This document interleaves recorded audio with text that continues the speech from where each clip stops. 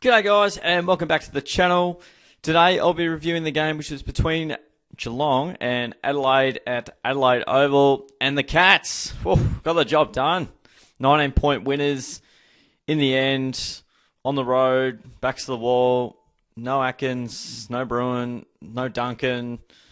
Might be missing more players there, but we definitely had a fair few out and found a way, which is absolutely terrific. So that gets us to 2-0, which is really important. You really want to bank those wins early on in the piece, and they're absolutely critical to make sure you're on the right side of the ledger. You don't really want to be chasing the ledger. Makes it very tough as reigning premiers and also the grand finalists. Brisbane are finding out at the moment, but they'll lick their wounds. They'll be okay. They'll get back into it. But we're here to talk about how the Cats went, and started off the game quite nicely with 6 in the opening term. Throughout the game, it had the feels like I think we got off to a hot start last year against Port Adelaide over there. I think we kicked 6 goals as well, and inevitably Port Adelaide came back, applied the clamps, and we weren't able to go on with it and apply that sort of heat for 4 quarters. But this game, we were really sharp, I felt. Inside the contest, we were really good. Loved the heat that we applied on the opposition as well. Our pressure gauge was over 200, for at the very least, the first half. So, if you apply that sort of pressure, it's going to be hard for any opposition to be able to curtail that and, find a way to score and break away from stoppage and inside the clinches. Felt were pretty accurate for most of the night, minus that last quarter. So, taking your chances, especially on the road, is really big. I felt we stood up in those moments where we had to convert. Very accurate on the set shot, and that's great to see after, I suppose, we had our chances against the Saints, and even to more an extent the week before where we had the Bombers and just could not. I think we kicked 1 goal from set shot, and then the rest were 10 goals from general play, which was quite unreal, to be honest. But strong start, which was really good to see. Some guys getting involved there. We got Manor and Stengel getting a couple on the board early, which was really nice. And Crows came back a little bit in that. Even towards the end of that first term, they sort of felt like they got a couple late. Which could have been avoided. They did move the ball relatively easy from the back line at times, the Crows. So I don't know if it's designed that way so that we're able to get some other advantage. It does feel like when a team goes coast to coast without too much pressure that you don't really see the benefit to it. But we know, obviously the coaches are going to be a bit more across it. Would have liked to have seen players play a little bit tighter in terms of trying to kick out, because I know whenever we try and kick it out, it's just long to a contest, and when oppositions kick it out, they seem to find an uncontested mark or multiple uncontested marks in a row because players are more so guarding grass as opposed to guarding your man. So I don't know if that's by design to try and minimise corridor usage. I'm not a coach, but maybe there's something in it.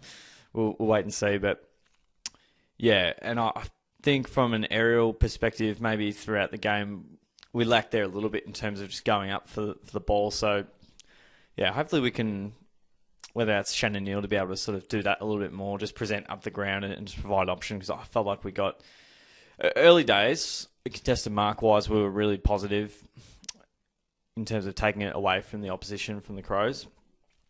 But as the game wore on, when we did go long down the line a bit, it seemed like it was just Crows flying up, and then, we're kind of outnumbered on the deck as well. But we got to half-time, and, we didn't get too much on the scoreboard in the second term, but, the Crows definitely had a bunch of the play, played in their forward half, and I have to say, hats off to the defensive crew, like with the inside 50 numbers, which we'll get to a little bit later on, with the supply the Crows did have, and they definitely peppered the ball a fair bit.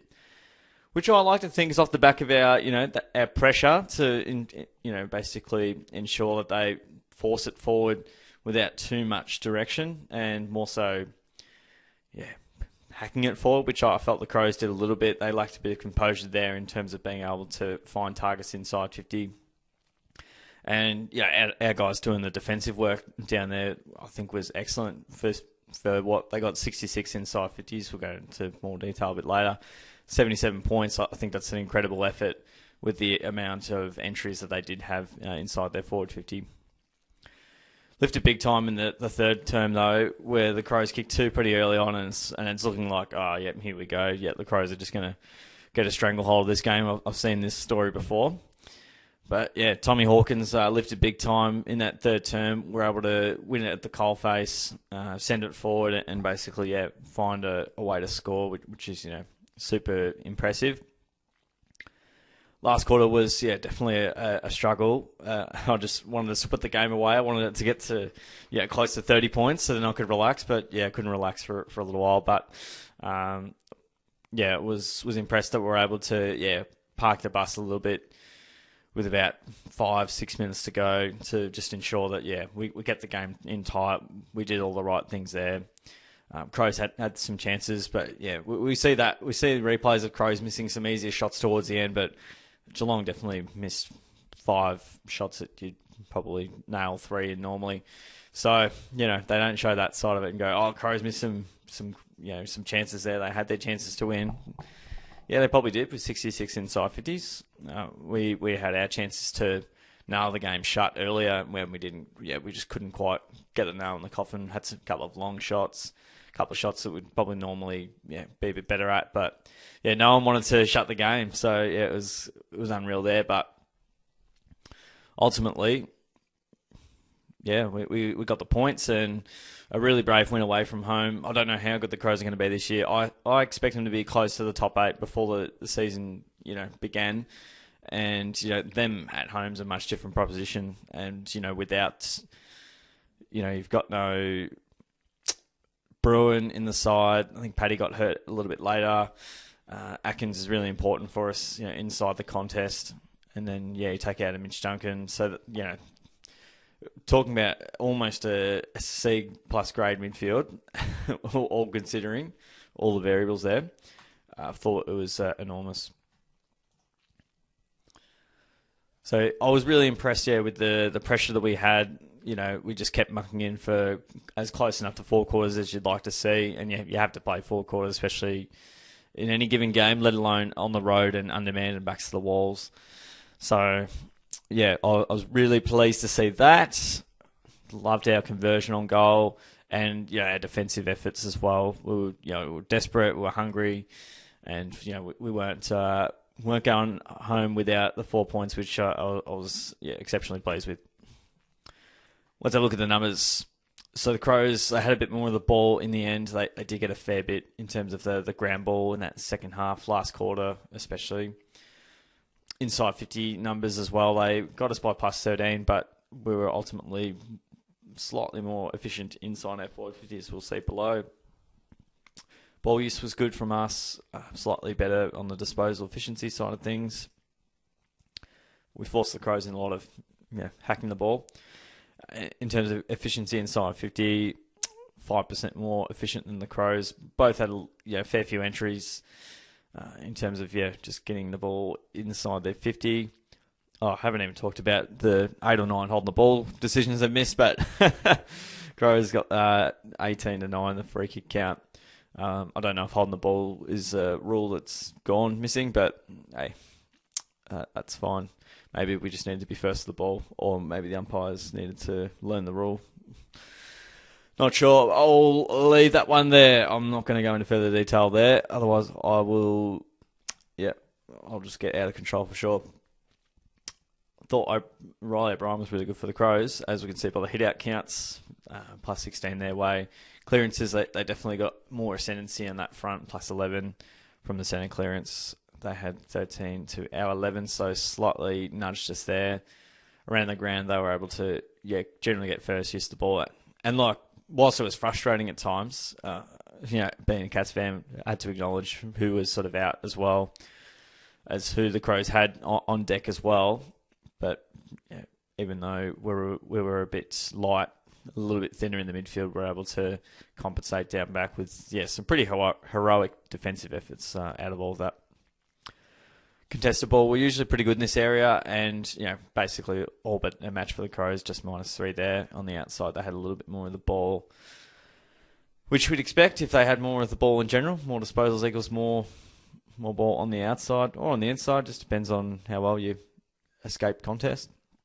More turnovers from the Crows off the back of some really good pressure from us, which definitely helped in the game. We had to mark the ball a fair bit. They would have had a lot of uncontested marks, that's for sure. Marks inside 50 though was really big. We're with 66 inside 50s, they ended up with 9, so that was ultra impressive. And we had 13 less, but had 5 more marks inside 50. We were able to get slightly cleaner looks and a bit more of an open forward line, which was good to see. Contested marks, it felt like the Crows took 14 and we took 7, but really good from our side there, doubling the contested marks that the Crows took. 14-12, and also another pleasing part as well is you can win games, but then when you're in front for most of it, it means you've earned it. So I was very pleased to see that, all but for 4 minutes of the game that we led. Tackles, makes sense that we out-tackled them, so we still work really hard. -23 in the, I suppose, disposal counts, but then, +9 in tackles, which good to see. We definitely were tackling a lot. Tackles inside 50, good from both sides there. Not too many bounces in the game. And Crows were very tough in the 1%. There we go. All right, let's have a look at so that's a review of the game, the stats that the Cats and the Crows had. Well, a bit of a look at, some individuals. Go through some really good performances that we saw throughout the night. 3 votes. Tom Stewart, what a man in game 150. He was sublime. He had the 28 touches, 11 marks, a couple of tackles, a couple of clearances, over 600 metres gained. Equaled the record of 10 intercept marks. So he took 11, but 10 of them were off the opposition, which is a great effort. One of his finest games he's played away from home as well. Also, makes it extra special. Really good performance. I reckon equaling the record might have been his record, which he set against the Dogs in 2021, where we won by a kick after the siren. He was in everything. He was, super aggressive. Hardly made any mistakes. He was a brute force. We don't win without Tom Stewart, that's for sure. 2 votes. I'll go Brian Myers. He's nice and high up the sheet. He ended up with 3 goals, 26 touches, 4 marks, 3 tackles, 2 goal assists, almost 500 metres gained. He was a marvel to watch. Just kept hitting targets, lasering the ball inside 50, setting up teammates, Lincoln chain around the ground, and to finish off with 3 goals was awesome. He's got a sneaky good record against the Crows. I remember he burnt Mitch Duncan in the 2019 game against the Crows where we won by 4 goals. Very similar scoreline. It was 99-75 going back there. And I think he kicked 3 that game. He's kicked 3 this game. And he just always hits the scoreboard when we play the Crows. So I reckon he kicked a goal or 2 against them last year and the year before as well down at GMHBA. So he loves the Crows. That's his team. He likes his bunnies. I thought, he was excellent. And then the 1 vote for Tommy Hawkins. He throughout the game, he going, oh geez, it's just father time finally getting to him, and then he goes whack in that third term where it was the premiership quarter. Hawk ended up with 4 straight. He took his opportunities. He also had the 11 touches, took the 5 marks. Got a few hit-outs as well, and a couple of clearances. Loves grabbing those out of the ruck. But I don't know if he wound back the clock or he's just Tom being Tom. He was a little bit quieter last week. Saints did really well defensively on him. And traditionally, Butts has done a great job on Hawk in the past, and Talia has done a great job on Hawk in the past. But, he was able to, off some really good entries inside 50 and some really good forward craft, able to find a way to convert. I mean, you got to take your chances too, because you can easily kick 1 goal 3 or 2 goals 2, and then you go, oh yeah, they were okay. But the fact that he had 4 straight, he clearly took his chances, and again, he was a massive reason why we're able to find a way when it was sort of tough going in that third quarter and we needed someone to stand up and contribute on the scoreboard. We targeted Tom and Tom delivered, which was great. So 4 votes to Tom's out of the 7 votes all up. 6 votes, sorry. My apologies. I'll get my maths correct. But yeah, how good was that? Then we'll go into each of the players. So Blitzar's game was pretty solid. Needs to juke a couple more marks, but I did love the way he, especially early in the game, he just forced it forward. Might need to kick it sometimes more than handball when the pressure's really on. A couple of marks as well, 15 hit-outs, 4 clearances. Yeah, whilst those stats are there, I felt, his presence throughout the game was really good. He's an important player for us. He can play anywhere, which is, very promising for us. Paddy's game was good. He had the 23, missed 1 as well, had the 8 tackles, 4 clearances, goal assists as well, almost 700 metres gained. Hopefully a cramp and not a hamstring, although Liam Henry had a cramp and then he's out for a 6 to 8 week hamstring. So I'm not a doctor. I don't know if there's been news on it, but they'll do some scans. I suspect he'll be out anyway, whether it's precautionary or not precautionary. It's just going to be how long is he out for. And, it's taken a bit of a beating in midfield. That's for sure. Last year it was the defenders. But, fingers crossed for Paddy and for the Cats that, it's nothing too long-term. Parfitt had the 20 touches, 10 tackles, tentacles, 5 clearances, goal assists as well. So, Parfitt had a really red-hot crack, all considering, pretty battered and bruised midfield or lack of midfield sort of depth. But, look, he had a good go at it, and I thought he was pretty tough around the ground. So, good on par for that one. Holmesy was really good, almost stiff not to get a vote, but Tommy Hawkins, the 4 snags, kick that every week.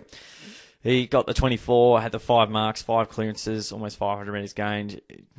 Rapid fire off half back, really good ball user for us. Had a couple of defensive moments he'd like back again, but clearly he's more of a attacking defender to run off half back as opposed to being a lockdown defender, say, as like a Jed Buse would be, albeit not out there, or say a Zach Guthrie. But Holmes' game is really promising. I liked O'Connor's game too. He ended up with 15 touches and 3 marks as well, and 8 tackles, 4 clearances. So he had a bit of a crack in the midfield. Probably did some tagging without me noticing, but look, he did some nice things for us, and he's a solid player for us to make sure that opposition doesn't get too ahead of themselves with players getting off the chain, which does a good job of trying to minimise the influence of some more star players around on the opposition standpoint. Stengel was pretty good against his old side, one of his old sides. He kicked a goal, had the 14 touches, 5 marks, 2 goal assists, so he definitely got involved nicely on the scoring involvement side of things, and it was really good early. Felt, just worked hard and really, dug the nails into the turf and had a really red-hot crack, I felt. And it was nice to see him, getting stuck into it. Closest game was really good, really good. So there's a lot of players here that are almost deserving of a vote. Unfortunately, can't give a vote to everyone.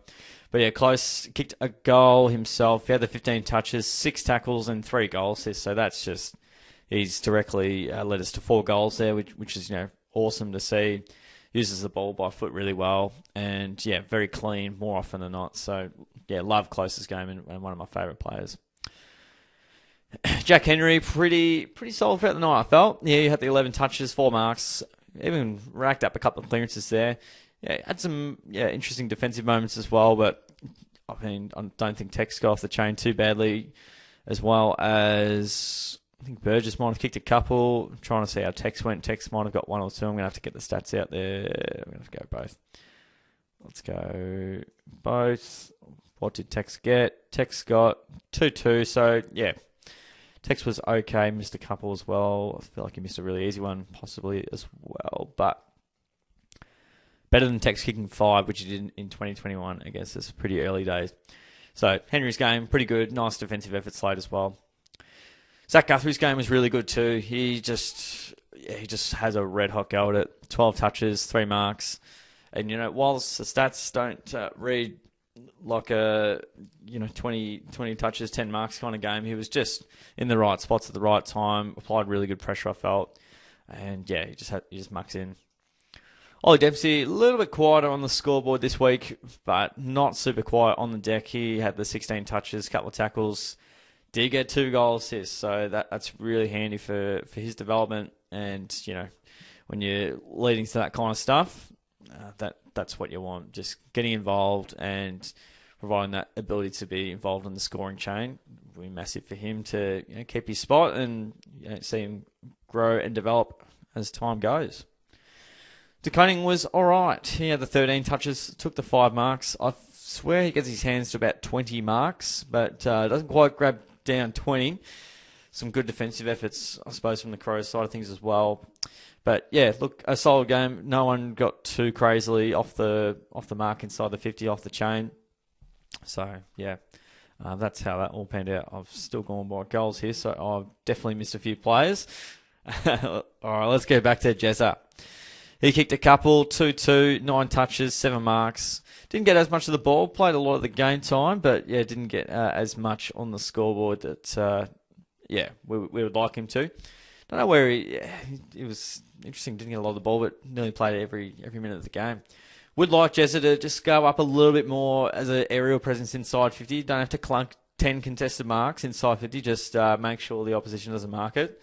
But yeah, some nice finishes from Jez, and don't go for barrels when we're 3 goals up. Maybe when we're 7 or 8 goals up, not 3, Jezza. You've got the distance while the drop punt, mate. Get it done.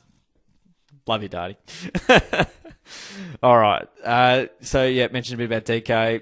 Cole Jasny was really good again. It was really prominent last week. Had the 16 touches, had the 4 marks, and also a couple 100 metres gained. It was really impressive. Felt that his aerial presence was really good, and just I've liked his last couple of weeks. Definitely been very good. Zach Tui had the 19 touches, took one of those marks in there as well. Tackle clearance, gained a fair bit of territory. Yeah, I mean, he had a moment in the third quarter that, again, there's a few moments that some Cats players like back, but yeah, look, gave us a bit of drive throughout, and hopefully we can get Tui closer to his best, but was a relatively solid contributor throughout the night. Ollie Henry, he loves to bag a 2. He kicked 2s all of last year, just got it done on the scoreboard. Takes his chances when he does get them. 10 touches, 4 marks. Goal assist as well, so directly involved in 3 goals, which is really nice to see. Reece just does Reece. He just cracks in. Might not be pretty. Had the 8 touches, 18 hit-outs, a couple of clearances. Riley O'Brien had obviously a really good night. But Reece just has to make sure that Ruckman doesn't kick 5 goals and absolutely destroy us. But O'Brien's obviously a really good opponent, irrespective of Stanley's, I suppose, stature there. Mentioned about Zuthri, Sean Manor, a really good game. He kicked 1 goal, 2, could have even had 2 or 3 on the board, but he just forced the ball forward, which we liked. Had the 13 touches, loves a kick, a couple of tackles as well, and 2 goal assists. So again, involved in 3 goals directly, which was great. Jai Clark had 13, a couple of tackles in there, a few clearances. He cracks in really hard, and might want to work on the ball handling skills. Sometimes a little bit fumbly, but again, he's super young. He's a baby, so it'll be better for the run. But like what we see and the energy he brings to the midfield. And then Mullen had the 7 touches, also took a grab, a couple of tackles. I don't think Rankin and Rochelle got too wild on the scoreboard. Rankin kicked a nice one from the boundary. I think it was more Henry than anything. Let me check how much influence those gentlemen had. So Rankin kicked a couple. Rochelle kicked 1, which I think was a poor turnover from memory. But we'll go back to Mullen. So I'm sure his job would have just been to be a glove to Rochelle and Rankin. Mitch Nevitt, obviously, didn't get too much game time. I think he came on with about a minute to go. So that, unfortunate for Nevitt. Didn't really get a look as a sub. The sub's a silly rule, but didn't quite get his hands on it because he was barely on. So there we go. I swear, 2 of the Crows' goals were from silly things as well. From Henry and De Koning. We had 30 seconds left, and De Koning's rushing a kick to a contest down the line, and then that ended up I'm pretty sure ended up in a goal. And then Henry, put too much on it right on the quarter time. Sorry, it's like, come on, just be aware of the time, please. Some silly goals from defensive efforts, but also probably equally stopped 5-6 times more than what we costed. So it's easy to call out the mistakes, but just love the result. All right, I think we've got Easter Monday next week. That's a wrap of the game. So I've got the Hawks at the MCG, not at home. So we've got a nice 10-day break thereabouts, if my maths is correct for me. So we'll see how the Hawks go this week. They were relatively impressive against the Bombers. I mean, had they kicked straight, they'd probably win that game. They've had some interesting games where we've been a little bit lazy. I think the 2022 clash we lost to them when we won the premiership. So don't want to take them too lightly. And then last year they definitely troubled us for the first half, and then in the second half we kicked 10 goals, 5 in the third quarter, and they didn't score. But you just never quite know. Even though they are rebuilding, they definitely can. With their offensive run, they find a way to get out the back of teams and really make you sort of struggle. I would suspect with the injuries they have, and I don't know how long term they are, but I know they had some key players out. Look, based on the current form, I reckon we win. I mean, it'd be kind of silly for me to tip Hawthorn at this stage unless they perform crazily good this weekend. I'd have to see who they have. Either way, what the Cats have been doing with their press game has been really promising. Their work inside the contest has been really good. Defensively, been pretty sound. I mean, what have we conceded in the first 2 weeks? We've conceded 11 goals, and with the Saints, we conceded, that looks to be about 10 or 11 goals. 9 goals, 14, same score as the 2009 grand final. I won't go into too much detail there. So we've conceded 20 goals in 2 weeks, which is really, really good from our side. And the Saints kicked 3 in the last 3 or 4 minutes, so that were 6 goals for 3 quarters and 25 minutes of the final term. So I love what we're doing defensively to just make sure the opposition doesn't get on a run. But where does that leave us on the ladder? There's still a bit to play out. What have we got? I believe we're sitting in the top 4 at this stage. There's obviously, still 6 games to be played, I believe, with the bye that's happening as well. But sitting on the top 4, 118%. At the moment, still plenty of games to be played, but I suspect we'll be sitting in the top 8 by the end of the round, which is really good. Obviously it's a pretty long season, but I found when we've got off to a really good start, that's helped us massively. So, you want to get off to a good start and just bank the wins early, and then when the tough part of the season comes, which it will, that you at least bank those wins early on, and you're not chasing your tail for the whole season, which can be pretty exhausting. So it's been a pretty comprehensive review, this one, a long one at that, but plenty to be excited about. For Cats fans, 19-point winners over the Crows away from home, really good win. And the Crows last year, I think they lost 4 games at home, 2 by a point, and then 2 pretty close ones. So any win away is a big win, especially backs to the wall. Few players out, undermanned. So, really impressed with the boys and how they went about it. And, it was a good result all in all. That's all from me, guys. So, I hope you enjoyed the game and the review as well. Comment your thoughts on the game. Give the video a like and subscribe away so you can stay up to date with all Cats reviews and how horribly I go in the tipping videos as well. So, you get to get visibility over all of that, all unfiltered. There we are. All right. Thanks for tuning in, guys. I'll catch you all on the next video.